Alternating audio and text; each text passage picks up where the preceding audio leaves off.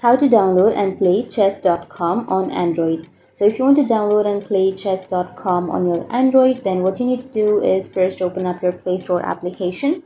Make sure that you have a stable internet connection, because if you don't have a stable internet connection, then you won't be able to download.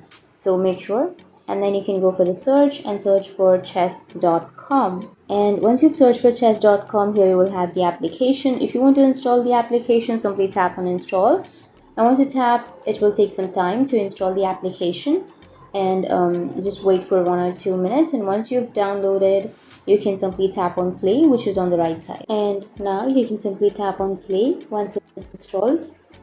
Once you tap on play, it will take you to your game mode, and then you can play your chess. So you can continue with your Google or Facebook, or you can play as a guest. So tap on get started, and then you can create your account or log into your account, and you can play your chess game.